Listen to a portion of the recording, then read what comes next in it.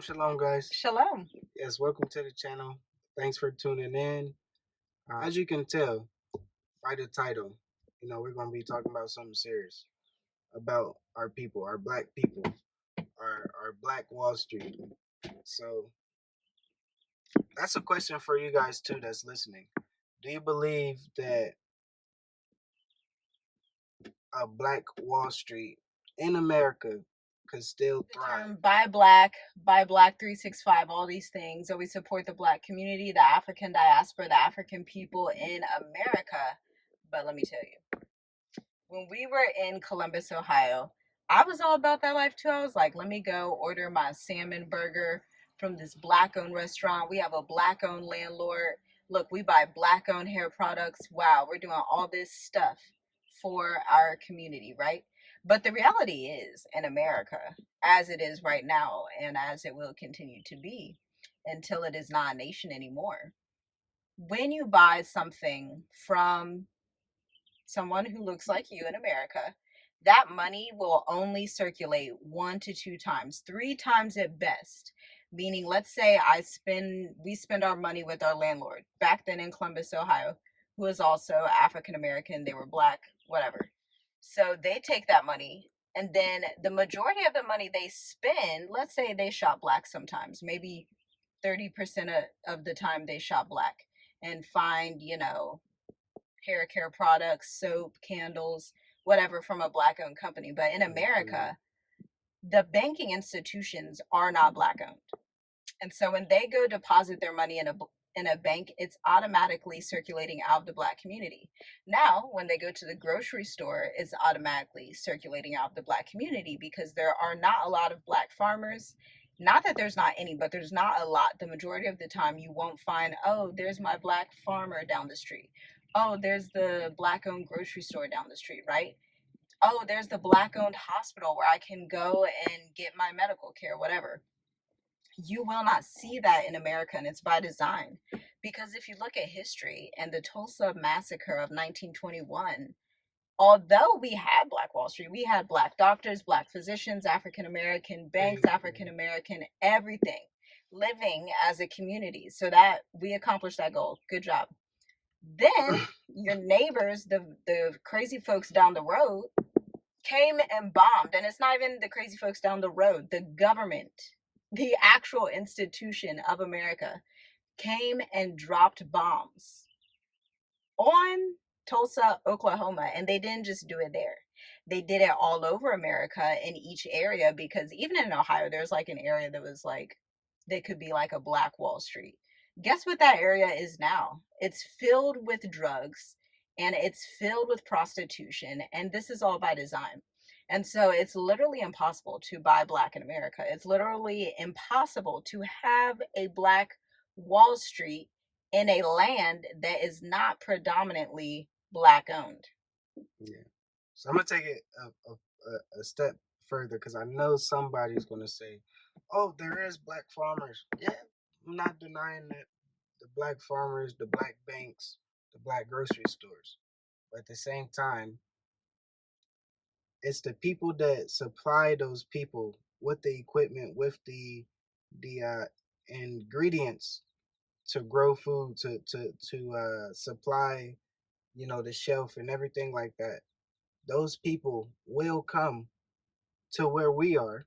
We're here in Tanzania, Africa, and take what is needed from Africa,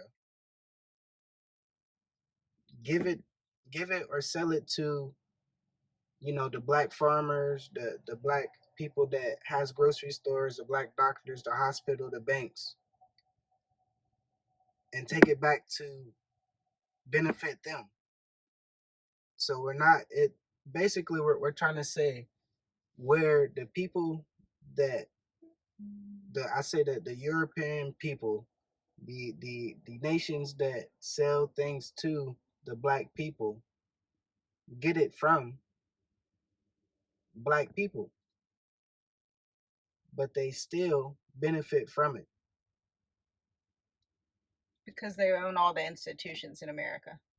Yeah, so that's like I say, we know the source I'm pretty sure you guys know the source too, but they're I hope you still know the source. they're the number one source is Africa. The number two source is what they take, and they're going to benefit from that number two source because they're going to give it to you in America, in the UK or wherever.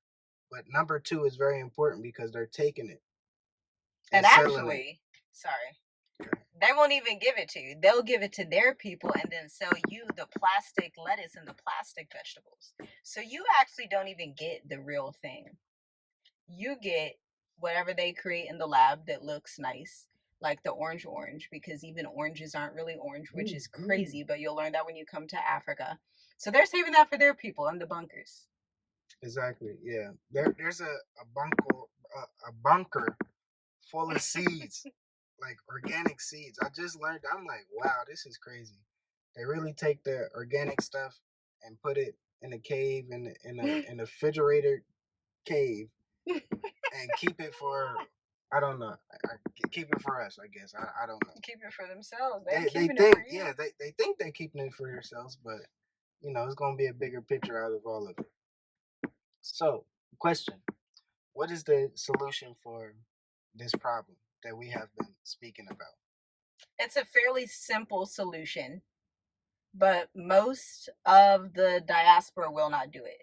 As Harriet Tubman says, she said she could have freed more slaves if they knew they were slaves. I used to not understand that. When I learned that in school, I was like, why wouldn't the slaves want to come out? Like, what do you mean you could have freed more slaves if they knew they were slaves? The solution is one, to stop being comfortable in America, to despise America, the institution, everything they've done, not only to your ancestors, but also across the world. Number two, take your black dollars and your African self and everything you got and buy a plane ticket today, buy a plane ticket to leave America. Why? Because that way you will be able to circulate your funds or your money in an African community, a community that looks like you, right? A village, a city, if you want to do it in the city, wherever you want to do, so that you can invest in real estate, so you can invest in agriculture. Because we say buy black and all these things, and then we're happy because we have like a black owned hair care company, a black owned skin care company. That's fine. All those great things are in Target. That's cool. But at the end of the day, if you don't control the real estate and the food that you eat, then you really don't control anything. I love black owned hair care stuff. I love skincare, all that stuff. That's fine. But if you really want to own your life and come here, invest in real estate, invest in agriculture, all African governments know that real estate and agriculture are huge. And so they obviously want investors. But the sad thing is, like you were saying in Dar es Salaam, most of the people that invest in real estate or agriculture are not. They don't look like us. There are Tanzanians, obviously, that mostly own farms. And I believe that's probably true throughout most of Africa, that own the farms and own a lot of different real estate. But the diaspora needs to also come to Africa and own real estate and own farms and control the food and control the real estate. Because let's say the dollar crashes, everything is crazy, or whatever happens, you're still good if you don't have to pay rent to someone. You're still good if you have multiple properties all over and you have choices to where you can trade in gold if you want to. If you want to sell one of your properties for gold, do it. You have that freedom. But until we actually invest in bigger things that we can pass down to our children and pass out down to our children's children, then we're going to keep repeating the same cycles that we have repeated in America and even repeated on the continent by having colonizers rule over us. Yes. So don't don't let nobody rule over you besides the Most High. Just allow His Spirit to guide you and lead you. Um, yeah, guys. Thanks for tuning in. Make sure you like, comment, share, subscribe to the channel, and we'll be talking to you soon. Yes, and check out the link in the description if you would like to learn more about this movement of economic freedom, learning business and marketing fundamentals, and all that good stuff so you can actually come to Africa, live in Africa, thrive in Africa, and build generational wealth, because there's no point in coming to Africa if you're just going to be here for 6 months and then run out of money and go back to the States. But all of that can be prevented with the right knowledge. Check out the links below. Yes. That being said, shalom, guys. Shalom.